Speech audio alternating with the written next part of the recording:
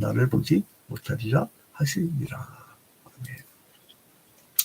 할아버지 고 양춘시 목사, 아버지 고 양용주 목사, 작은아버지 양치우 목사를 따라 3대째 목회를 이어가는 양진우 목사입니다. 화면 아래 구독하기를 눌러주시면 대단히 감사하겠습니다.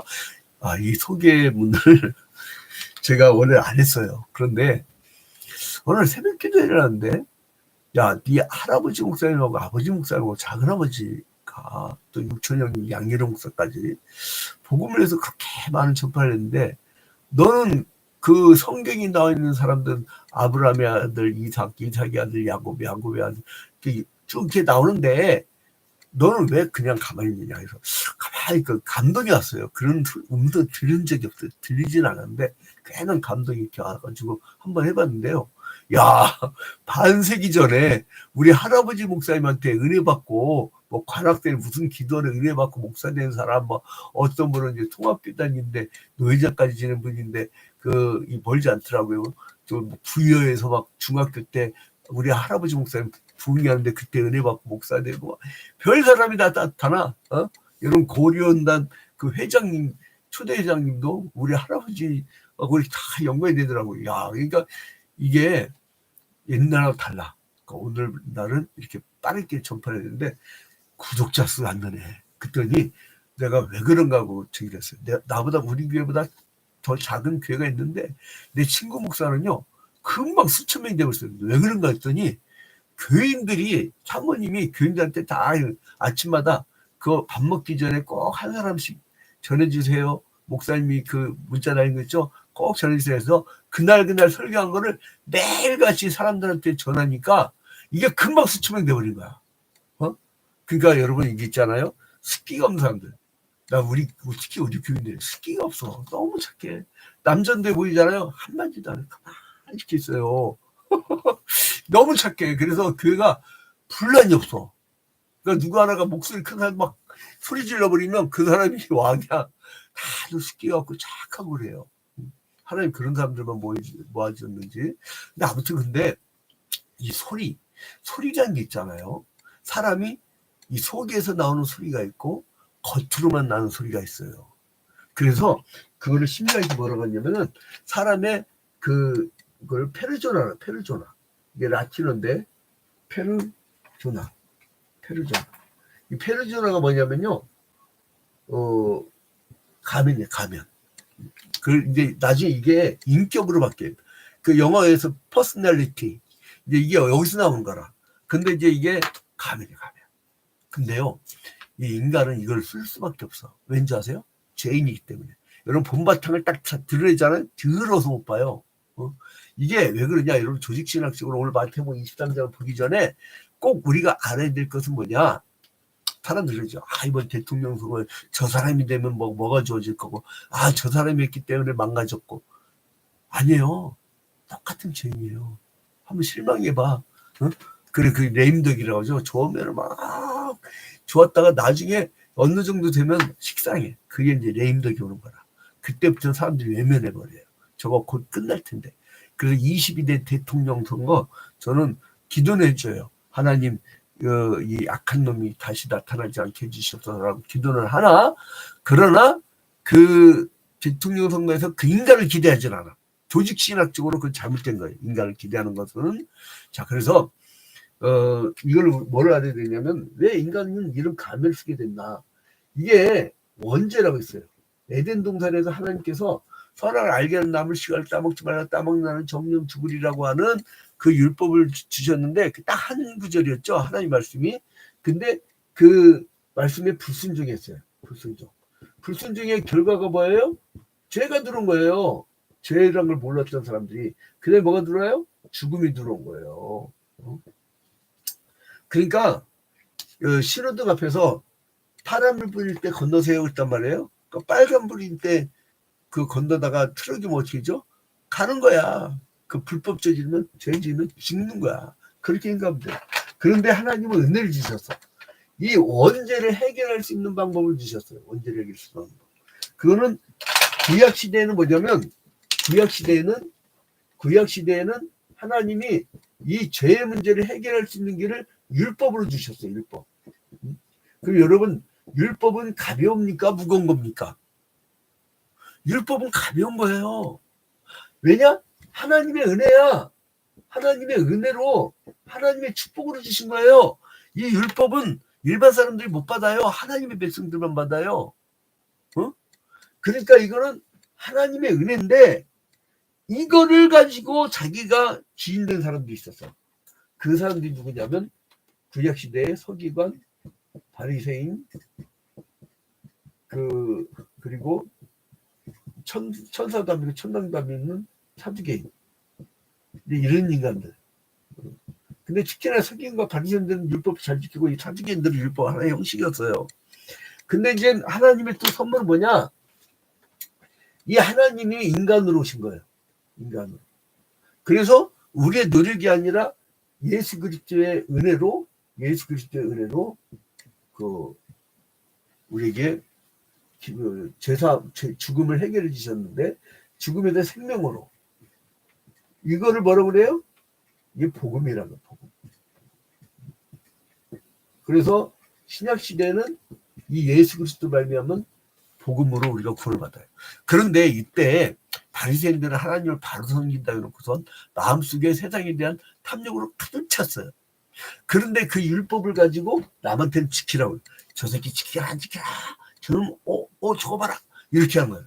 그러니까 근데 자기도 바로 섬기지 못하는데 그들이 인도해봐요. 그럼 뭐예요? 사람들이 잘못된 길로 가요. 그래서 여기서 뭐라고 그래요? 그 예수님께서 자 1절 봐봐요. 이에 예수께서 무리와 제자들에게, 무리는 뭐예요? 많은 사람들, 신앙 있든 없든 그냥 많이 오는 사람들. 그러니까 교인들 그냥 그득그득 참 좋아. 그냥 그 사람은 어쨌든 듣고 있잖아. 근데 거기에 제자들 있어요. 제자들. 자 봐봐요. 예수께서 무리와 제자들에게 말씀하여 이르시되, 무리는 막 아무나 올 수 있어요. 그러나 제자들은 몇 명 안 돼. 그래서요, 여러분 저는 왜 일하나? 냅두세요. 그냥 그 사람들은 그냥 주일날 왔다 가는 거야. 근데 제자들은 그렇지 않아요. 그 교회를 세워요. 제자들은 예수 그리스도의 복음을 전해요. 제자들은 목숨을 걸어요. 여러분 프로 아마추어는 다릅니다. 근데 그렇다고 아마추어 축구한다고 그 사람 뭐 잘못된 사람입니까? 아니에요. 그 사람은 막 열심히 직장 생활하다가 저녁에 모여갖고 축구 연습해갖고 그 사람들 또 조기 축구 해가지고 열심히 또 해서 자기들 또 아마추어 팀 있잖아요. 근데 프로는 뭐냐? 프로는요 아파도 나가야 돼. 프로는 죽을 각오로 나가야 돼. 프로는 그거 아니면 굶어 죽어. 프로는 사람들이 다 보고 있어. 저게 잘하는지 못하는지. 그게 프로예요. 그러니까 프로의 세계에 뛰어든 사람들은 어마어마할 것 없어. 프로는 적어도 뭐냐면 목사 장로들이야. 목사 장로들은요 이미 어디다 가서 여러분 있잖아요. 나 장로입니다 그러면요. 기독교 계통에서는 한 말도 안 해. 그 사람에 대해서. 신부를 믿어버려요. 응? 왜냐하면 일단 교인들 3분의 2 이상 투표돼야 되죠. 그 다음에 우리 애장합동 그 장로고시는요. 내가 솔직히 말할까요? 그거 다 맞춘 사람 없어요. 어? 그냥 어려워도 어떻게 어렵냐? 뒤늦게 어려워. 그러니까 이제 사람들이 자꾸 막 시켜주는 대로 가갖고 막 장로 받고 그러는데 그러면 뭐예요? 자기가 질이 떨어지는 거예요. 하나님 앞에 값싼 은혜가 되면 되겠습니까? 물론 뭐 다른 데 무시하는 게 아니지만 자 근데 아무튼 나는 그 여러 군데를 알아요. 전국을 다 취재했기 때문에. 근데 아무튼 간에 이제 그러한 바리새인들의 어리석음과 가증스러움. 그러니까 이걸 폐해를 보면서 예수님께서 뭐라 하냐면 경계해라 이거 경계해라. 3절 봐봐요. 그러므로 그들이 무엇이든지 그들이 말하는 말은 행하고 지키되 그들이 하는 행위를 본받지 말라. 그들은 말만 하고 행하지 않냐면 율법을 말만 해. 율법은 어떻게 하는 거예요? 이 원죄의 문제, 죄의 문제를 해결하려면 율법을 지키란 거예요. 그러면 여러분 지키는 게 편합니까? 안 지키는 게 편합니까? 죄인들은요 지키는 게 불편해. 그러나 여러분 예수 그리스도의 복음 안에서 사는 사람들 봐봐요. 이미 율법을 지키고 살아. 십계명 자연스럽게 지켜요. 신약 시대는 편해. 그게 여러분 그 경찰들이 딱 이 질서를 지키고 치안을 유지하잖아요. 우리나라 경찰이 지금 독도에 나가 있어요. 그 독도에 나가 왜 경찰에 나가 있어? 국경선인데 군인이 나가 있어야지. 이 친일파 놈들 아주 역사 속에 하여간 그러니까 왜 경찰은 치안을 유지하잖아요. 근데 막 경찰이 와. 누가 반가워요? 막 도움을 받고 싶은. 법을 잘 지키는 사람은 좋아. 근데 누가 도망가냐면 불법한 자, 죄인들이 도망가는 거예요. 그런데 이 사람들의 특징이 뭐예요? 말만 하고 행실이 없었다는 거예요. 그게 특징이에요. 특징. 자, 이 바리새인과 서기관들의 이 죄악은 뭐냐? 첫째, 말만 있고 행실은 없었다. 이거예요. 이게 그들의 첫 번째 특징이에요. 특성. 이들의 특성 두 가지밖에 안 돼요. 봅시다. 그러니까 그렇게 되면 어떻게 돼요? 위선을 하게 돼요. 지키는 척. 그러면 위선을 하게 돼요. 지키는 척. 여러분, 얼마나 사람은 가증스럽습니까? 그 다음에 두 번째는 뭐예요? 교만해지려고. 높아지려고. 잘 높아지려고. 왜요? 남들보다 나는 율법을 잘 지켜라고 주장하는 거예요. 나는 율법을 너희들보다 더 잘 지켜. 그걸 왜 비교를 해? 다 죄인인데 의인 없나니 하나도 없다 하고 한 사람이 범죄함으로 말미암아 모든 사람이 다 죄를 범하였느니라고 했는데 지가 무슨 뭔데? 응? 근데 인간 본질적으로 하나님 앞에서요 아무것도 아닌 존재예요. 여러분, 우리 갑니다. 나 이제 인생 상담할 때 다 그림표를 그려줘요. 다 어떻게 그리냐면 이번에도 여고생 하나 그 부모님하고 상담해 줬는데, 자, 네가 지금 몇 살이냐? 20살이라고 그러잖아. 19살. 근데 여기서 19살 이제 그럼 네가 두 배 살면 얼마냐? 40여. 한참 활동하지? 그 다음에 또 더 지나면 60여. 은퇴 나이 되지? 그리고 이제 80 정도 되면 이때 이제 어간에서 이제 간다. 응? 그러면 네가 이게 세 투박 중에 지금 여기서 굉장히 중요한 결정을 해야 되는데 그냥 아무 결정도 하지 마라. 가치 있는 인생 살아. 네가 좋아하는 인생 살아. 나는 뭘 봤냐면요. 신학대학 중에도 가장 낮은 신학대학이 어디 있는데 내가 얘기를 안 했어. 근데 거기에 어떤 그 딸 아이가 학부모가 상담하러 왔는데 그 딸 아이가 거기 합격했다는 거예요. 근데 엄마가 너무 행복해. 왠지하면 그 아이가 신학대학을 가는 게 목표였다는 거예요. 근데 신학대학 높은 데가 있거든. 연세대 신학과도 있고 서울대 종교학과요. 여러분 목사님들이 사실 만든 거예요, 그거. 서울대 종교. 그 다음에 이제 뭐 총신대 신학까지 쭉 내려와요. 근데 아무튼 제일 바닥인데도 얘가 너무 행복해. 왜냐면 자기가 가치가 실현됐으니까. 그럼 된 거 아니에요? 인생 행복한 게 축복이잖아요. 우리가 막 국민소득이 3만 달러다. 이게 뭐 중요해? 행복하지 않은데. 전부 다 불행한데. 시간이 없어 교회도 못 나오는데. 그 뭐가 행복해? 자, 가치. 그래서 이제 이렇게 얘기하는데 좀 나이 든 사람들한테 어떻게 오냐면 당신은 이제 인생 후반도 끝났어. 지금도 연장전인데 덤인데 뭐 진짜 가치 있는 게 뭐냐 이렇게 가치를 따져. 그다음에 이 사람들이 뭘 놓쳤느냐? 세 번째로는 본질을 놓쳤어요. 성경과 바리새인들 세 번째로 본질을 놓쳤어요. 본질 놓침. 이 본질이 뭐예요? 본질이 이 죄를 해결해 주려는 거 아니에요. 근데 바리새인들은 성전이나 제단보다 성전 제단이나 제물에 더 마음을 두었어요. 그러니까 바리새인이 하나님보다 물질을 숭배한 거예요. 그래서 이 사람들이 엄청 잘 살았어요. 성전에서. 그 본질을 저버린 것이 죄악이에요. 그런데 예수님은 이 짐을 덜어준다고 했거든요. 근데 이 사람들은 이 율법을 가지고 제 문제도 해결 못하면서 이것을 짐으로 씌운 거예요. 짐. 그러나 예수님이 이 율법의 완성자 예수님이 뭐라고 했어요? 짐은 쉽다고 했어요. 여러분 마태복음 11장 28절 한번 봅시다. 이건 보고 넘어가야 돼. 이하. 여기 이하. 이렇게 이하. 자, 마태복음 11장 28절. 오늘 중요한 게 많이 나오기 때문에 보겠습니다. 자, 마태복음 11장 28절. 수고하고 무거운 짐진 자들아 다 내게로 오라. 내가 너희를 쉬게 하리라. 나는 마음이 온유하고 겸손하니 나의 멍에를 메고 내게 배우라. 그리하면 너희 마음이 쉼을 얻으리니 이는 내 멍에는 쉽고 내 짐은 가벼움이라 하시니라. 여러분, 마태복음 누굴 대상으로 쓴 거예요? 독자층이 누구예요? 유대인이에요. 그리고 예수를 뭘 봤어요? 왕으로 봤어요. 근데 이분이 와서 뭐라고 하냐면 얘기하는 게 뭐겠어요? 짐은 뭐겠어요? 이방 나라 사람이 아니라 유대인들이에요. 짐을 율법이에요. 율법. 하나님이 은혜로 선물로 주신 율법을 지들은 짐으로 만들어 버렸어.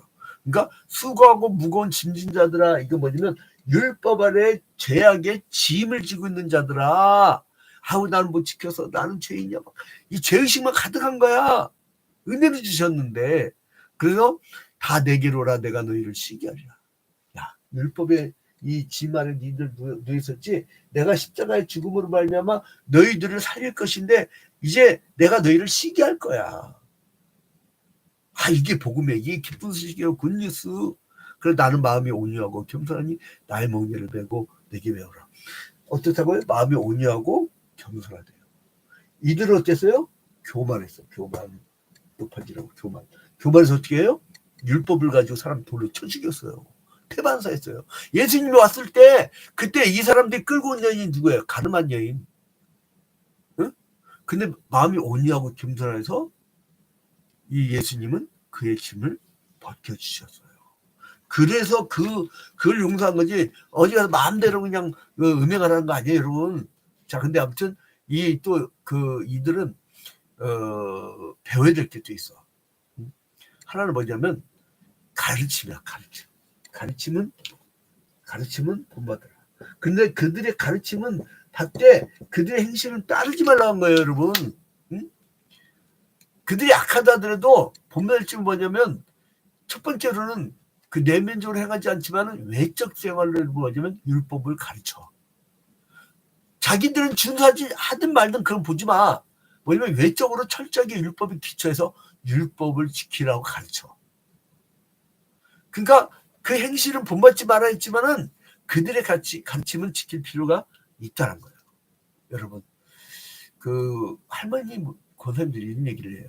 시험 들면 뭐 목사님 얼굴 보고 가, 장로 얼굴 보고 가, 권사 얼굴 보고 가, 하나님 보고 가지. 그거 참 어지나으시라는 기분으로라도 그 참 대단한 것 같아요. 그러니까 뭐냐면 그들의 행실을 본받지 말고 그들의 가르침만 자기는 받는다 이거예요. 할머니도 참 대단하십니다. 근데 아무튼 또 두 번째는 그들이 열심히 있다. 열심히. 종교적 열심. 이거는 배우라는 거예요. 이거는 배우라는 거예요. 배우죠. 그러니까 요거는 배우라는 거예요. 예수님께서. 왜냐면 바리새인들로부터 건져낼 만한 특성 중에 두 번째가 뭐냐면 열심이라는 거예요. 바리새인들 하나님을 잘못 섬겼지만 잘못 섬기는 것도 형식적이었지만 열성적으로 형식적이었다는 거예요. 그러니까 남들이 말을 못해. 지는 다 하니까. 지는 다 하니까. 자, 그런데 이 사람들에게 내린 결론 뭐냐? 이제 13절부터 완전히 이 사람들에 대해서 전환점이 옵니다. 자, 이제 시간 많이 갔기 때문에 끝내려고 합니다. 자, 보세요. 13절. 화 있을진저. 어떻게 된다고요? 화 있을진저. 그 다음에 또 15절 봐봐요. 화 있을진저. 자, 두 번째. 그 다음에 16절 봐봐요. 16절. 그게 또 화 있을진저. 화 있을진저. 그죠? 그 다음에 이제, 네 번째로, 23절. 화 있을진저. 화 있을진저. 그리고, 25절에 화 있을진저. 27절에 화 있을진저. 그죠? 29절에 화 있을진저. 이 사람들한테 화 있을진저.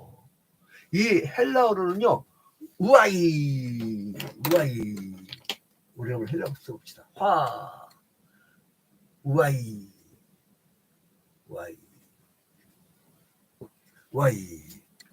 이게 화, 이게 뭐냐면 감탄사예요. 왜 그냥 이 죽여간다 이거요. 감탄사예요. 근데요, 여러분 재밌는 게 있어요. 지금 우리가 7번 나오잖아요. 근데 사실 8번이에요. 자, 봐봐요. 14절 봐봐요. 14절. 마태복음 23장 14절. 14절 뭐로 나와요? 없음 이렇게 나오잖아요. 근데 없음 그런데 여기 이제 성경책 그 14절에 각지 1번이 달렸어요. 이렇게 봐봐요. 여기 이제 14절에 1번하고 붙어있죠. 1번. 이렇게 붙어있으면 제일 밑에 보면 여기 각주의 설명이 있어요. 여기 밑에 설명이 있어요. 그 설명을 보시면 돼요. 뭐라고 설명답니까? 1번 어떤 사본에 14절에 마가복음 12장 40절과 누가복음 20장 47절에 유사한 구절이 있음. 그러니까 여러분 없음이라고 나온 건 뭐냐면요. 이 파피루스를 발견을 했는데 곰팡이가 들거나 뭐 벌레가 먹거나 어쨌든 해갖고 그게 없어져요. 이렇게 뭐 화재 사건이든 뭐든 없어져. 근데 그 분명히 구절이 있었어. 그래서 거기다 뭐라면 성경은 진실됩니다. 뭐 다른 경전들 막 갖다 붙이잖아요. 근데 거기 뭐냐면 없음이라고 해요. 없음. 성경이 진실되죠. 그러니까 마태복음만 없다는 거야. 그러니까 마태복음만 없는데 뭐라고 나와요? 저기 각주에 성경 각주에 어떤 사본에 해갖고 14절을 그 마가복음 12장 40절과 마가복음 12장 40절과 그리고 누가복음 20장 47절에 유사한 구절이 있음 하고 나오죠. 자, 그러면 여러분 한번 찾아봅시다. 자, 마가복음 12장 40절. 좀 시간이 좀 추가되네. 죄송합니다. 마가복음 12장 40절. 40절 보니까 그들은 과부의 가산을 삼키고 외식으로 길게 기도하는 자니 그 받는 판결이 더욱 중하리라 하시니라. 뭐예요? 나중에 심판 때 더 중한 처벌을 받는다고. 그러니까 여러분 지금 사실상 마태복음 23장에 화 있을 신자가 한글 성경이 7번 나오지만 사실상은 8번인데 지옥 간다는 얘기야. 지옥 간다는 얘기야. 그들은 어떻게 합니까? 의인들을 죽였어요. 그리고 이제 나중에는 지들이 예수를 십자가에 못 박혀 죽이는 바람에 그 AD 60년 경에 베스파시아누스가 또 쳐들어와서 1차 공격을 하죠. 또 2차로 AD 70년에 티투스 장군, 즉 디도 장군에 의해서 멸망당하잖아요. 그래서 2000년 동안 나라 없는 나라 헤매요. 그게 디오스파라예요. 근데 그러다가 마지막 날에 어떻게 되냐면 이제 심판을 받게 된다는 거예요. 자, 그래서 구약 시대 때 예수님이 이제 구약의 마지막이자 신약이 첫 저를 열잖아요. 그러니까 살던 문화는 이 구약의 문화예요. 근데 아무튼 예수께서 활동하던 당시에 진리의 가면을 쓰고 진리를 거스르는 자들이 있었는데 예수께서는 제자들과 청중에게 그들이 멸망당할 놈들이니까 그들을 따라 행하지 말라. 그러니까 페르조나 가면을 쓰지 말라는 거예요. 가면. 진실되게 나오는 거예요. 그 거짓을 영연으로 예수님은 알아보고 그들은 지옥 갈 놈들이다. 이렇게 합니다. 여러분 이제 우리는 율법의 지말이 있지 않고 예수 그리스도의 복음의 해방으로 죄로부터 해방되는 우리가 해방되었네. 우리가 죄의 지말에서 해방이 되는 거예요. 그러니까 우리 예수 그리스도께서 우리를 해방시켰으므로 우리는 율법을 지키지 아니할 수가 없어요. 율법의 완성자이신 예수를 믿기만 하면 예수 그리스도를 따라가기만 하면 사람들이 볼 때 야 저거 율법주의자보다 더 철저히 잘 사네 이런 변화가 일어난다는 거예요. 지금 예수 그리스도의 영, 진리의 영, 성령이 여러분과 함께 하십니다. 이걸 신비적 연합이라고 하는데 제가 이제 조직신학을 이제 전문적으로 또 요즘 가르치고 있는데 이 신비적 연합, 신비스러워요. 함께 하셔. 그러다 나를 꼼짝 못하게 하셔. 죄 묻히게 해. 그래서 너무나 감사해요. 성령 충만한 하루가 되기를 주님의 이름으로 축원드립니다.